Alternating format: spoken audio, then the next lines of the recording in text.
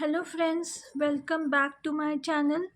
आज जिस टॉपिक पे मैं वीडियो बना रही हूँ वो आपका MHI 01 से रिलेटेड ही है। Solved assignment question number 4। तो यहाँ पे मैंने सेक्शन बी से क्वेश्चंस लिए हैं। तो मैंने क्वेश्चन नंबर 7 लिया है। इसमें given account of India's maritime trade, how did Portuguese trade effect Indian overseas trade. तो यहाँ पे मैंने इस क्वेश्चन को पूरी तरीके से जो है डिस्क्राइब किया है। सबसे पहले मैंने जो है इंडिया मैरीटाइम ट्रेड के बारे में लिखा है।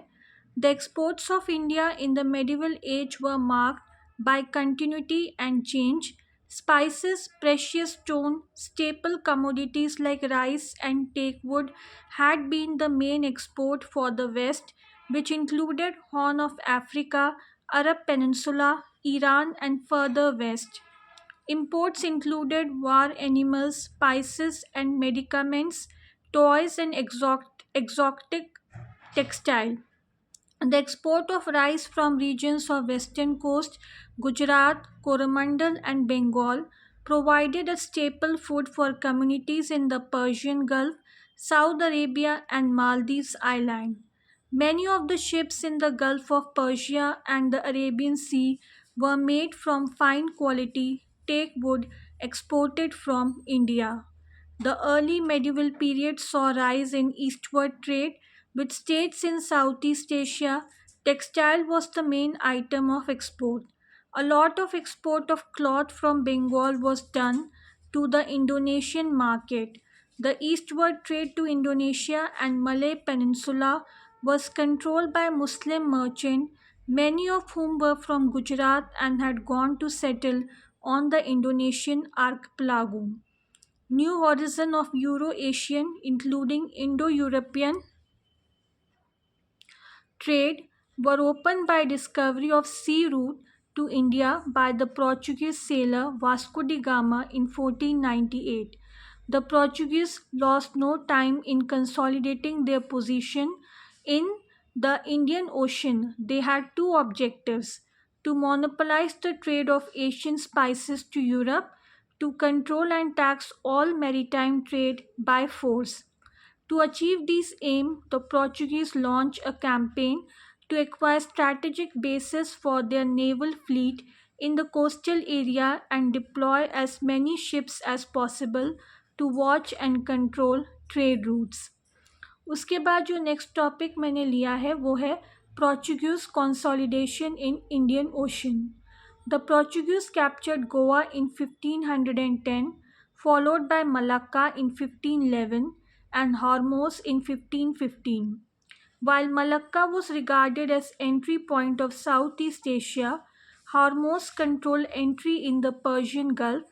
The Portuguese built numerous other forts in the littoral areas of Indian Ocean such as East Africa, the Moluccas and the Konkan and Malabar coast of India. On the one hand, they were able to acquire as many as 50 forts or bases across the Indian Ocean, and on the other hand, they deployed a fleet of around 100 ships. By executing their plan of dominating the Indian Ocean, the Portuguese wanted to control the trade of spices, mainly pepper, which made up 17% of the total Asian cargo in physical terms. While pepper generally came from Malabar in India, other spices such as cinnamon came from Sri Lanka and cloves and nutmeg largely from the Moluccas. Now, the last topic of this answer is effect of Portuguese trade on Indian overseas trade.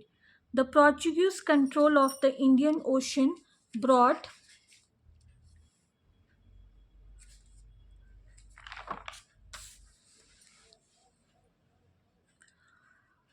about a reorientation of Indian maritime trade. The Gujarati overseas trade at the turn of the 16th century had two main directions: the Red Sea in the west and Malacca in the east. Under Portuguese in the under Portuguese domination of the Indian Ocean, a significant change in the 16th century was the increasing importance of the westward trade, while the Gujarati trade towards the east decreased. The Portuguese were not able to cause changes in sea route or trade goods, but they could force the Indian traders to pay extra custom duty.